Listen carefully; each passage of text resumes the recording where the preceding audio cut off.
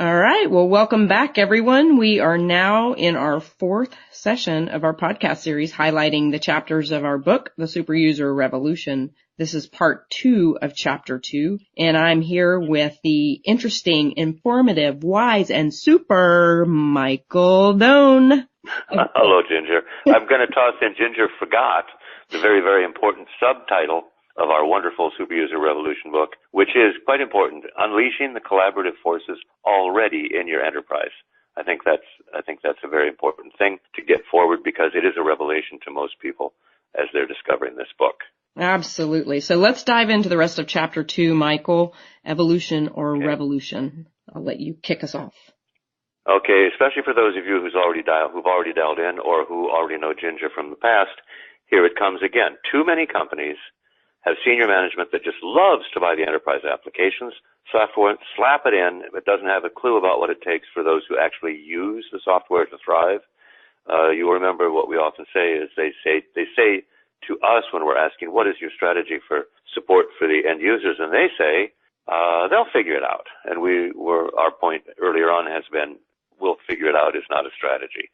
But anyway, we got to the mid-1990s when enterprise applications, SAP, Oracle, and the like were really, really hot. And user competency issue had already raised its head.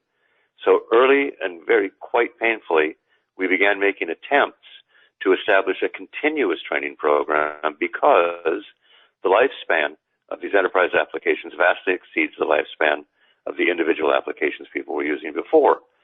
So due to that and the cost and low return on investment, as well as what we began to realize was a chafing dissatisfaction with outside trainers giving guidance to our users without understanding the context of our work environment. So many companies began to turn to early versions of super user solutions or key user or power user and all kinds of names like that. With more involved and enlightened amongst these clients were extending to the establishment of super user networks. Only in more recent years has sustaining a super user network also come to the fore. Okay, well, I'm going to jump in on this because for me, the disturbing thing here is that we're talking about the same problem now, the same way we talked about the problem 20 plus years ago. And I know you heard it and I heard it. I mean, we've got way too many years in the field hearing this. And everyone still agrees to the problem that needs solving, the same problem we've been talking about in the same way. But very few have the real leadership that it takes to do things different than they have ever done. So my question is, why is this okay? And I think that, Michael, with what we're trying to do in the book is to raise people's eyes up to say, you've got to sit down and give this some good thought and some good strategy and quit doing things the same way. Quit talking about the same problem that we've been talking about for 20 years and let's do something different. Right, Michael? Absolutely. Mark Twain is credited with a phrase that he didn't say. His neighbor friend actually said it, but it's a great quote. He said, everyone complains about the weather and no one does anything about it. And so to your point, Ginger, 20 years of this same problem, Ginger and I have gotten together to do something about it. And what we've recognized is, again, that this is chronic and that without some form of continuous training and support, your end users are going to become hopelessly out of sync. Changes to business process, functional upgrades, reorgs, and all of that. But how many times have we heard people complaining, and sometimes violently, about the company releasing key employees and just walking them? And those employees take their brains with them, their knowledge management. And knowledge management is something that a lot of companies talk about and don't practice. Within a super user network, you can practice it in order to thrive. And so, again, stop talking about the weather. Let's go do something about it. Agreed, Ginger? Oh, my gosh. Absolutely agree. We have to do something about it. So why do we need super users? I mean, why can't all end users just be super users? I start off with that, with what I'm going to say, because I actually heard this. I had someone tell me that one of their top C-suite executives said that they did not support ongoing super users within their organization. And I think they actually called them power users because they expected, they being that person, whether it's a he or she, expected every user to be a super user. Yikes! I mean, for me, that word comes to mind and is real. Yikes. So Michael, you and I and all of the very true super users and super user leaders out there know how that story ends. I mean, what follows is a really bad ending, and it's repeated itself over and over and over. So that's not even something that is real. So it was a little disturbing for me, actually a lot disturbing for me to hear a top executive make that statement to their employee base. So let's move on. And we've got a little bit of history that we're going to follow in here. So what follows is it's really a thumbnail history of the trial and error that's characterized super user evolution since the mid 90s. Michael, you want to get us started with that? Yeah, I'd love to. And the point of giving you this little mini history is not just, hey, here's what happened in the past. We want you to avoid the first 4 phases of history that a lot of other clients are sort of surging through in a trial and error. What do we do now? Take advantage of the wisdom of Ginger, her many cohorts throughout the years, me and others, and try to leap exactly to the 5th of these phases, which we'll be getting to. In the beginning, we had the we think we know how to do this era. And that was in, roughly the mid-90s as we were talking about. And we would say, okay, we had to get the business involved in the project, but as we've often said, easier said than done. And this reminds Ginger and me of the picture on page 28 in our book of people on a river raft. As then they're going down a rushing river. There are 6 people. 5 of them we liken to being the users. They're seated, they're smiling in the sunlight, and they're not too concerned about where the raft is going. But one brave super user, and again, back 20-some years ago, these were volunteers, these people who stood up and said, I'm going to take charge of this and help out. Again, part of the assets that you had that you didn't know you had. So this one brave super user is standing, he's looking intently forward so he can pick out the rocks and the eddies in the swirling river, and thus both protect the other users and as well as navigate them as a group. That was the very first phase. And of course, with only volunteers and nothing formal, these inevitably flamed out, which led us to Ginger. Next is the initial super users era. So like Michael talked about in the first one, we think we know how to do this. Well, we think we know how to do this because everyone around us is telling us this can be done. We don't know any different, like the people in the raft. And now we're in the initial super user era. So we started to see companies realize that they had to assign internal people to training end users instead of hoping that it would happen. And so we saw the rise of train the trainer coming into large projects now. And so everyone started agreeing on one thing, and that was the end users must be able to use the system. Everyone could stand up on that platform statement.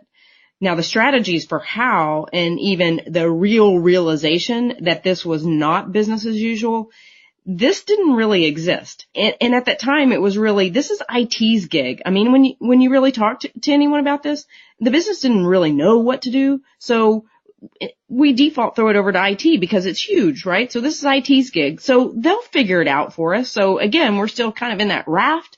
And maybe now we're looking at this IT guy being the one that's concerned, but hey, we're all good. And so that's where we sat for a little while longer until the next era, Michael. What we call the maturing super users era, and there's, as you'll see, a point of irony in that in terms of maturing. This is where we did begin to see the realization that there would be value in grouping individual people we call super users into a team, not just counting on the volunteers and the people who were of goodwill and raised their hands and helped, that we had to get more formal about them. So we kept them together so they could continue supporting their users beyond the project. We looked to sustain their roles. And at least at this point, an awakening had started, but we didn't really know how to go through this or to make it perpetuate. There were two key eras, or 2 key things that happened that we're going to go into in the next era where, great, we built one, but it couldn't sustain. So during this time, there was this great belief that we could group people together. Once the project ended, they would magically go back into their business area and continue being super with their and other super user friends. And of course, time went by, did it not, Ginger? That's right. And now we went into our super user network fell apart era. Oh my. It didn't work. How is that possible? And much to Einstein's chagrin, everyone just kept doing this over and over again. Michael, this one makes me crazy because if I look over the 25 plus years, I see companies building up a super user group and it falls apart. Building up a super user team and it falls apart. Building up a super user program and it falls apart. And they complain about it not being sustainable, but yet nothing really happens to change that. Well, there have been a few insightful companies who did work on doing it differently, but there was still really a looming problem, and there wasn't a market stake in the ground. There wasn't a market expectation. There weren't standards. There wasn't a model. There wasn't a plan, and more that would be available that would be enough to compel executive sponsors to turn their attention to this and really see that they needed to do something different. And, oh, by the way, it's not really going to cost you very much money in comparison to the investment that you've made in this massive ERP platform. Right, Michael? Right. And I want to point out again, this will be old news to some of you who are longtime listeners, none of the implementation methodologies, whether they're from SAP or Oracle or any of the systems integrators like Deloitte, Accenture, IBM, and the like, they all have methodologies that are very similar. There are 5 phases. None of them include in their implementation methodology the planning and building of a sustainable super user network whatsoever. That's been one of the great problems. It's sort of been that they want to fish for you, the client. They're not going to teach you how to fish. And so to not get in the way of their offerings around application management outsourcing or long-term continuous training, they leave you with a one-time training just before the first go live, and you'll figure it out thereafter. Point out a couple of ways, by the way, in which these super user networks that were built and worked did fall apart, and there were 2 key areas. And if you can think of others that I'm missing in this argument here, Ginger, do jump in. The number 1 is a lack of authority. Overall, a lack of authority for a super user network from the top of the company, but even further down to individual super users whose supervisors will say to them, Ginger, stop helping all those people. Stop being wonderful and generous to help all those other users. Get back to your desk and do your real job. Taking Ginger out of the field as a super user. The second one is Ginger it leaves the company and is not replaced. Those are the 2 areas by which the initially built super user networks degraded and died. And it was only in more recent years that we've got a way to build a super user that will sustain itself, and you can read all about it in the book. And actually, we'll be doing podcasts on this down the line. So here we are putting the stake in the ground, as Ginger just said. There is a way. It's been formalized. It's been proven, especially by Ginger in the field. And we look forward to your learning how to do this and following the bouncing ball into longer-term success with your super user network. Yeah, that's great, Michael. That's a great way to finish up. And so, like Michael said, now this book moves into the foundation for building sustainable super user networks. And when I think about that, I think about one that's project agnostic, process dependent, structured yet flexible, measured and governed while still maintaining the flexibility and the creativity. So I tell you, I can't wait for our next session and our next session.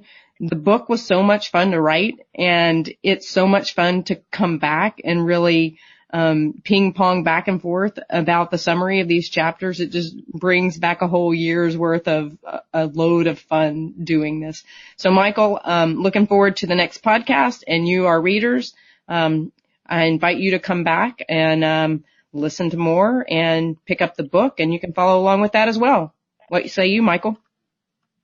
Thanks for joining in. I had fun. Hope you did. All right. Go forth and be super.